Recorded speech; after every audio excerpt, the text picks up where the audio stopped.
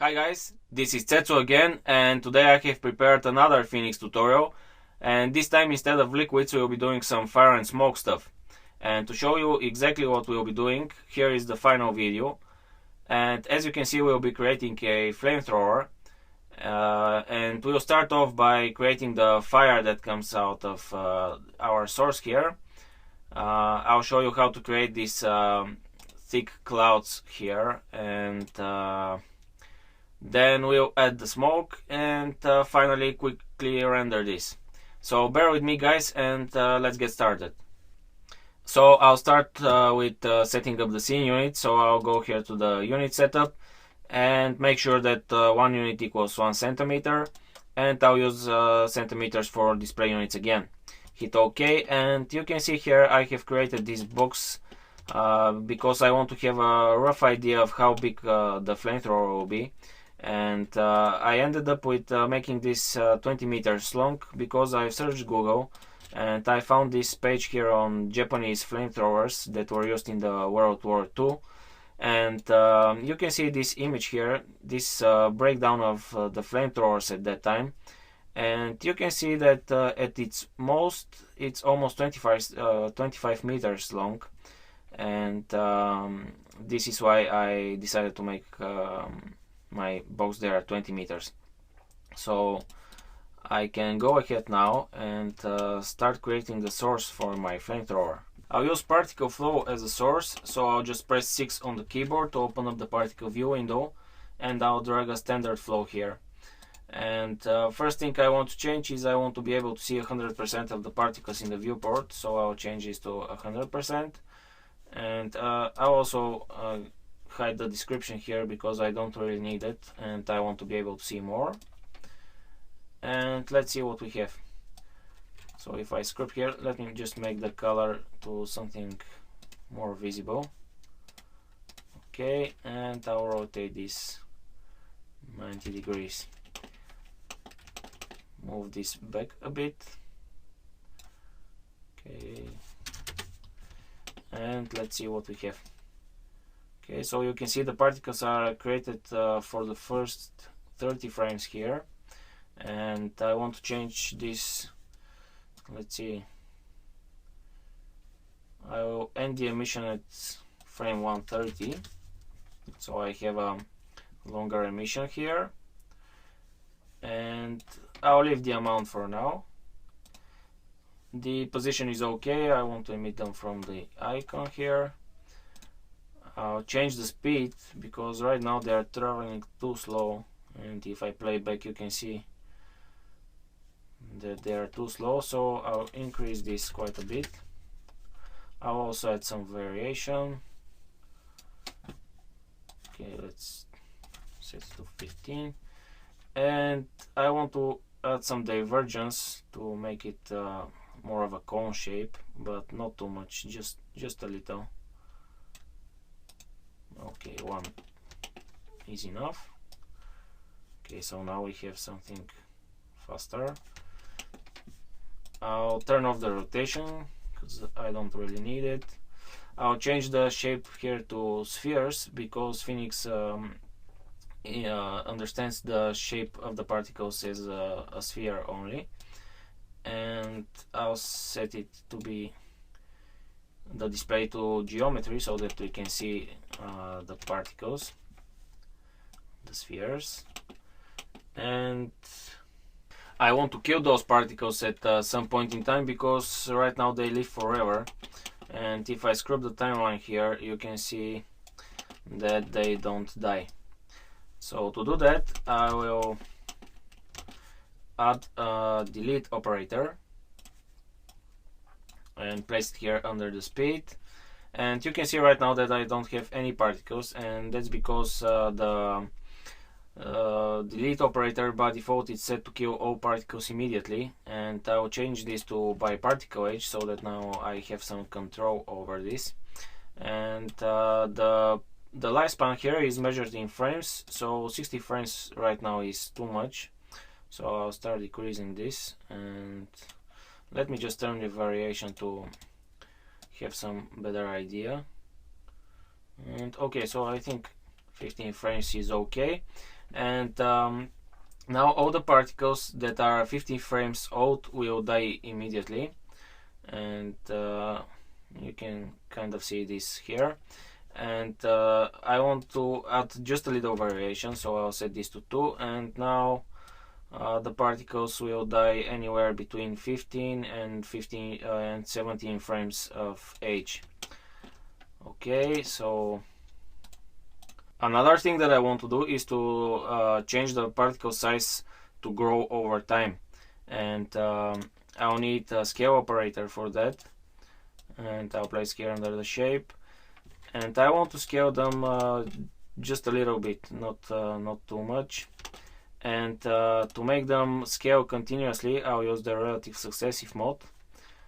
So you can see right now that the younger particles are smaller and older particles gets bigger. So I want to make this something, as I said, not so strong, so I think that will be enough. And I'll also set the the scaling to be synced by the particle age. So if I go ahead here and change the start frame, again my particles, the younger will be smaller and the older bigger. So I can go ahead now and create the simulator. Create menu, Phoenix FD, and pick the Phoenix Simulator button, and I'll create the simulator around the particles here.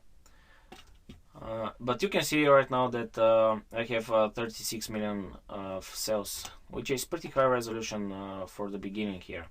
So I'll increase the cell size to be able to simulate faster, and I'll set this to something very high, like 5. And let me make this a little longer so that I have more space. And okay, I make this 50 as well, and I'll center the simulator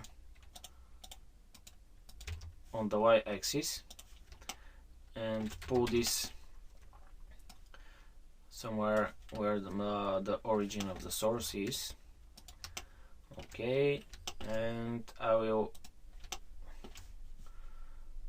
raise the particles a bit so that they don't lie on the ground. So something like 1 meter off the ground is okay. And I can also quickly go here and make my home grid bigger, because right now it's too small. So I'll set it to be 100 centimeters, and I'll go here and create the source. So under helpers, Phoenix FD and Phoenix source, go ahead and pick the particles here and choose the event that the particles are generated, and this is event 001, which is this one here. And I'll leave the temperature, but I'll turn off the smoke, and later I'll show you how we can achieve the smoke without simulating it here. And I'll set the source to inject the fluid, and I'll use the particle size so that the smaller particles will emit less and the bigger will emit more. Okay, and press the start and see what we get. And while this is simulating, I'll go here and take advantage of the GPU preview of Phoenix. So I'll click the Phoenix GPU preview, select the grid, and okay, so the flames here are rising too high, and one thing I can do is increase the cooling so that the fluids cools down over time. So I'll set this to 0.2, and I think the vorticity here is also too strong, so I'll turn off the times V checkbox and make this something lower. Okay,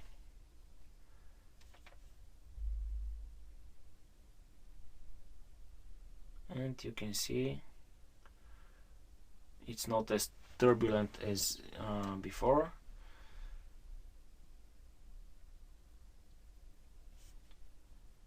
But one thing that I don't like here is that the flames are burning as more like a campfire situation, and you can see this rising here at the beginning. To get rid of this, I will select the source and check the velocity checkbox here, so that my particles now start creating velocity inside the grid, and actually they will drag the content of the simulator, and the fire will basically start following them. So let's see if I press the start button again. Okay, you can see now that the flames does not rise at the beginning, and this is something more like a flamethrower now.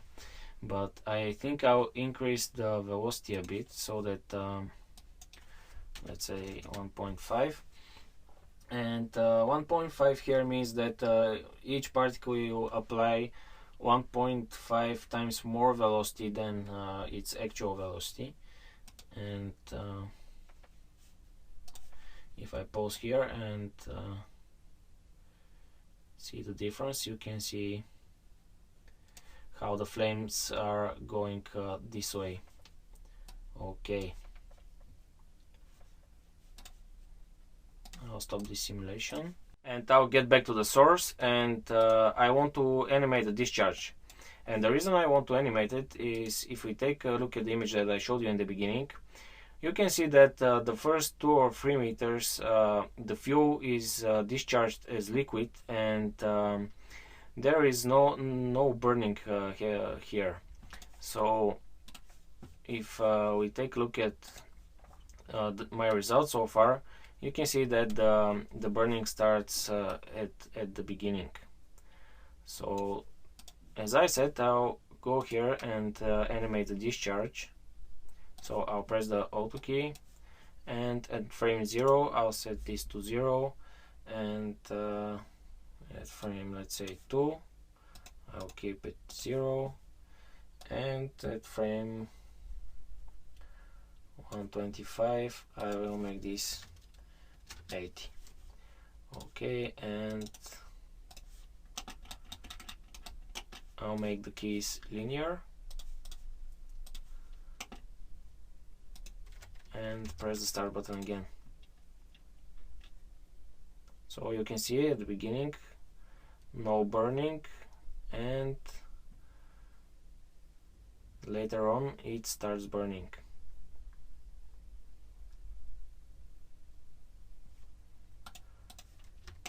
Another thing I want to do is, as I said here, I'm not simulating the smoke, so I'll also turn it off from the output here, and instead I will add a fuel.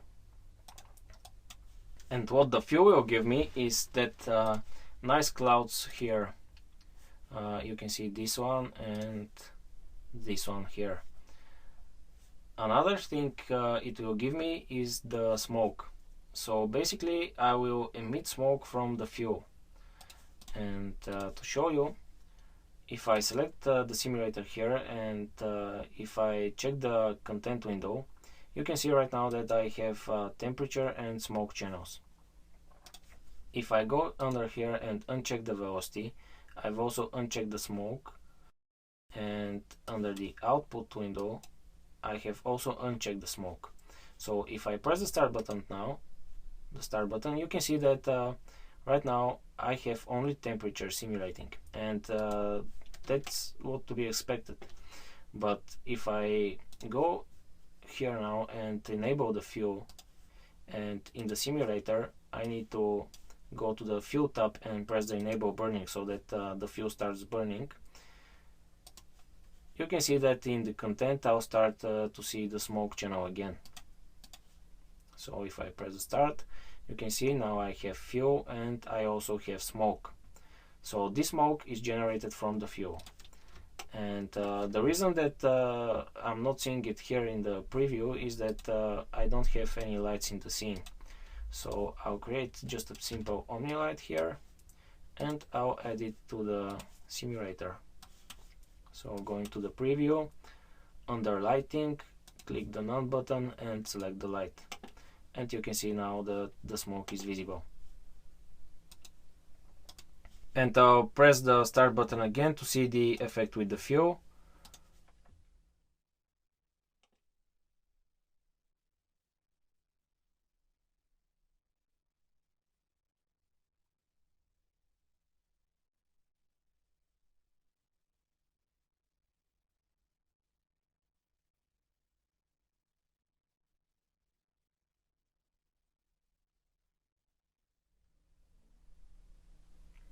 Okay, one thing I can do is I can decrease the size of my particles a bit. So I basically don't want to go under the size of the of one cell. So I'll make this something like let's say 7, and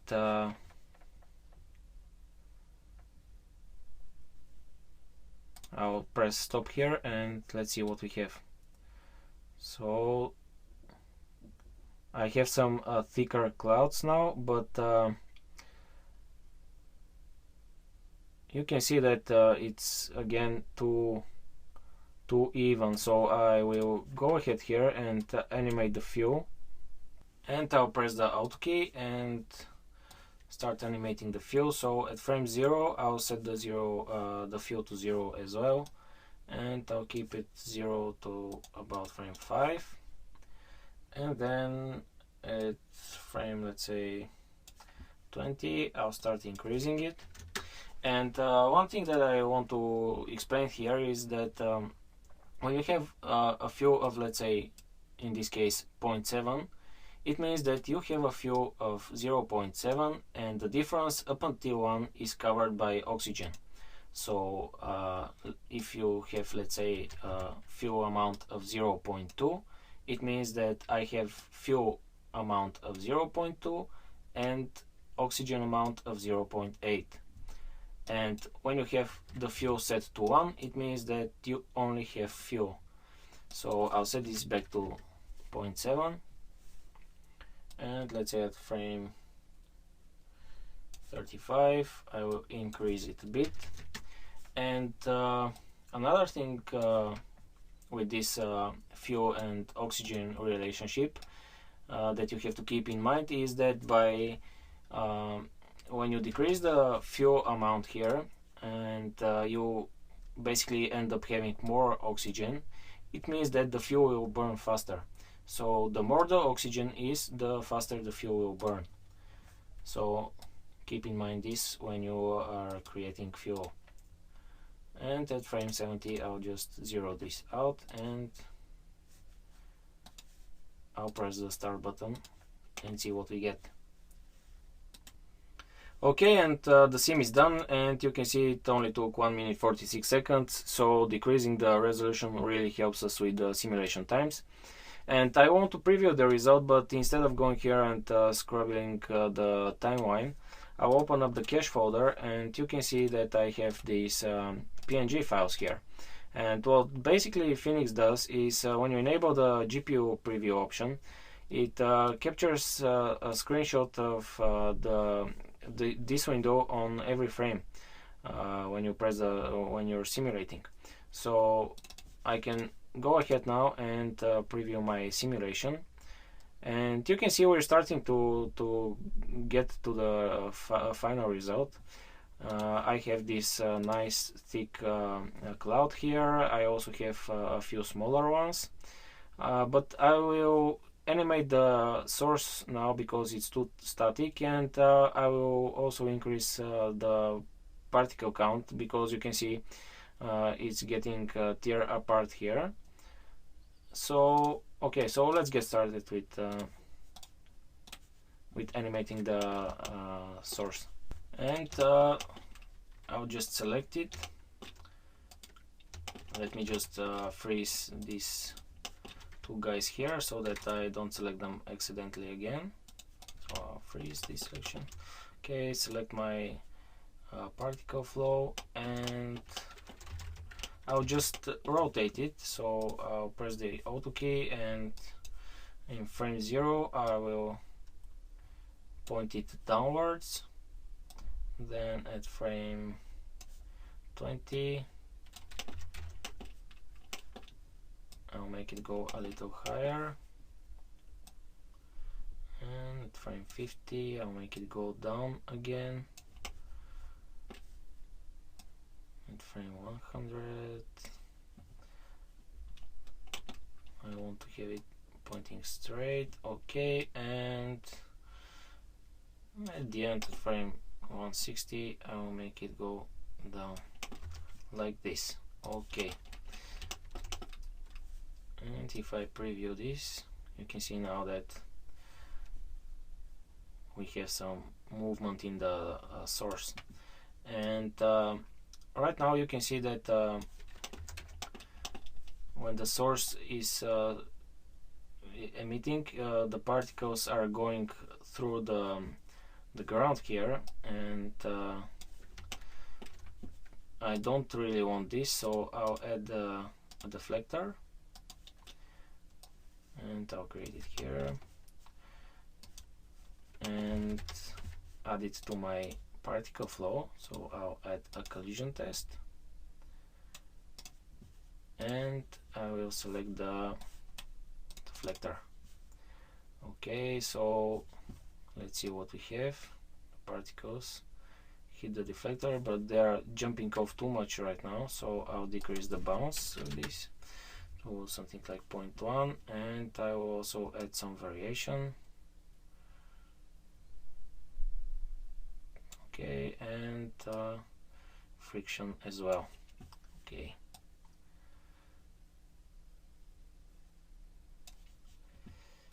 and I'll set the collision test here to collide it multiple times, and when it collides more than 5 times I will make the particles stop. They will never reach that collision, but this is not a problem. Okay, and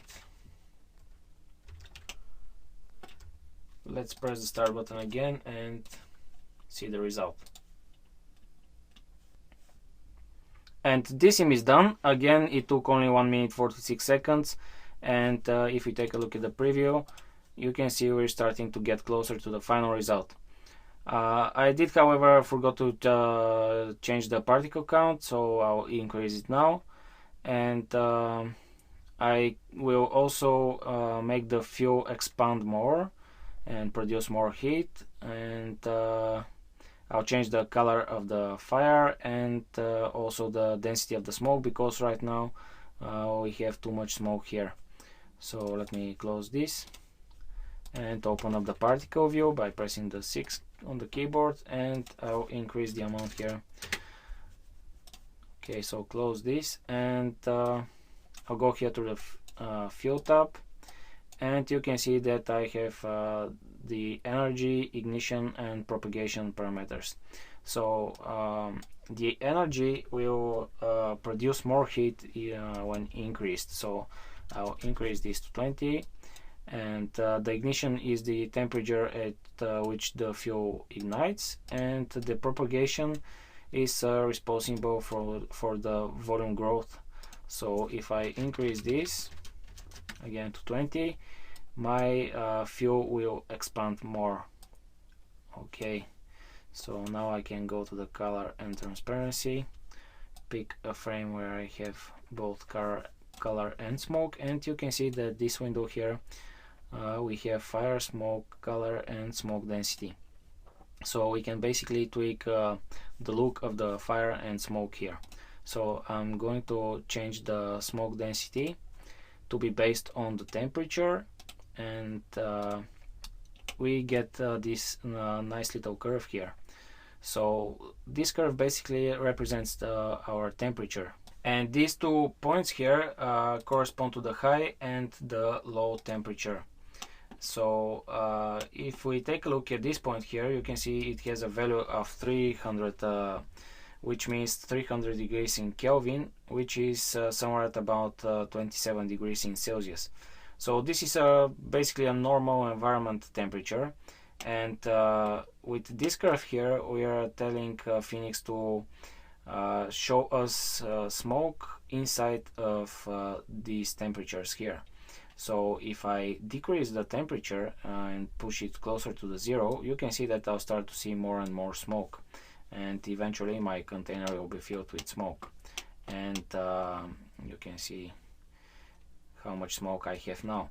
And if I say, okay, show me the smoke only to the highest temperatures, to the higher, and I start pushing this closer to the 2000 degree value, you can see that I see less and less smoke. So in my case, I want to see smoke only at the hotter parts where the temperature is somewhere at around 570 degrees. And I will just pull this up a bit, set this to 0. Okay, and the next thing is I'll go to the fire, and here I have this gradient and this curve. So the curve here basically represents the intensity of the light that is being emitted from the fire, and the gradient specifies the color of that emitted light. So if I take this point, and which is responsible for the intensity, and I start pulling it down, you can see that in the preview my fire is not so intense right now, and I can start tweaking this until I have something better, hopefully. And okay, so this is okay, and I want to also make the color of that light here not so saturated. So I'll select this little triangle here, and I'll decrease the saturation a bit, and I can also darken it, or okay, make it ever so slightly, and you can see now I have this not so saturated color. And okay, so at this point I can increase the resolution by decreasing the cell size, and something like 6 million will be enough. And I will also decrease the size of the particles a bit, because right now they will be too big for this resolution. So I'll make them slightly bigger than the cell size, so 2.4. And another thing I'll do is I'll make the grid adaptive, and I'll make the adaptiveness based on the speed. So I'll increase just the threshold here to 40. And one thing that bothers me is that I increase the energy of the fuel, and by increasing the energy I will create more heat, which will make the smoke rise faster. And one thing I can do is go here to the source and decrease the temperature, which will basically make the smoke not rise so fast. But because I have set up everything here with my source, I will go to the dynamics, and I will just lower the gravity a bit, and I will also increase the conservation to 20 and the advection to 6. So I'll press start, and I'll see you guys when it's done. Okay, we are almost done, and this is the result from the simulation. And you can see I have these clouds here that the fuel helped me to achieve, and I also you can see that the smoke is not rising very fast. And basically I think it's ready to be rendered now. So to start rendering, I'll just first create the camera.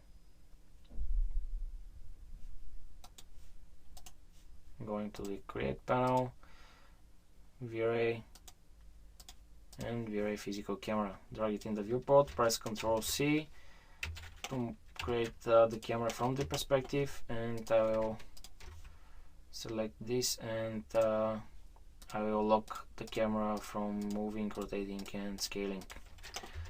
Okay, I'll select the camera and go to its properties and turn off the exposure, the vignetting, and put the white balance to neutral.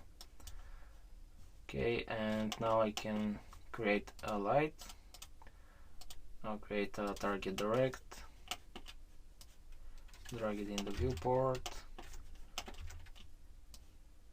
put this up, and turn on the shadows. V-Ray shadow, I will leave the intensity to 1, and I'll set the directional parameters here to overshoot, and I will also make sure that the atmosphere shadows are turned on. And if I hit render now,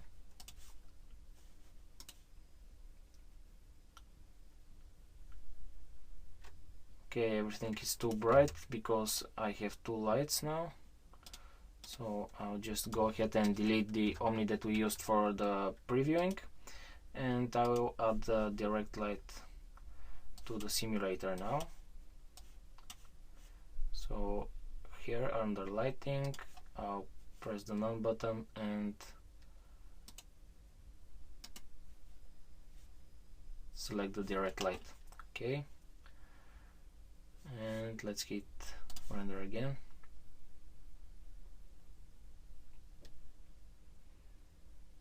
Okay, now this is better.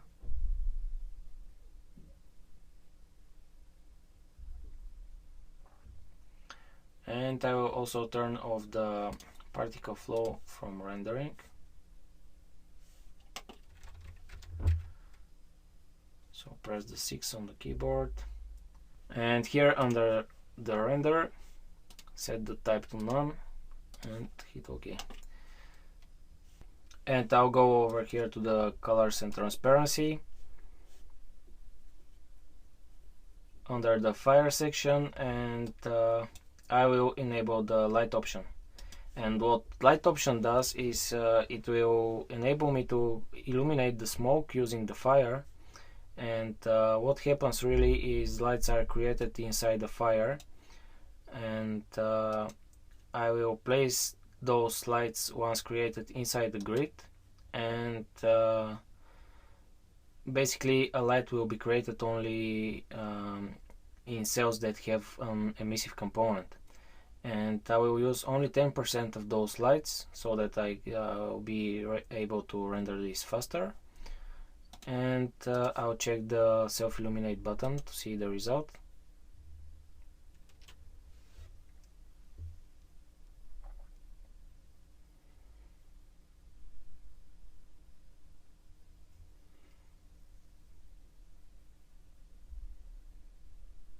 You can also see the these blue circles here are representing the placing of the lights. So the areas where you see blue, there are lights created.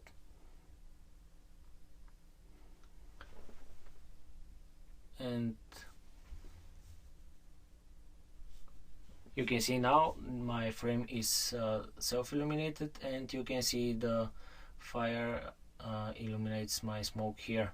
But right now I think the direct light is too strong, so I'll come in here and I will set the intensity to 0.1, and I'll hit render and see how this looks now.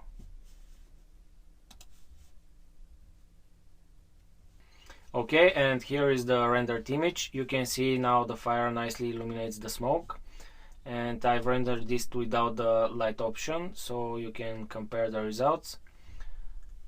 And right now you can go ahead and render this as a sequence. You can also add some ground to cast shadows or to illuminate it with the lights from the fire. What I did is I added this reflective ground here, so that I have this reflections of the fire and smoke. But you can guys experiment, see what you like, and I'll be very happy to see what you've come up with. And this is for now, so see you again.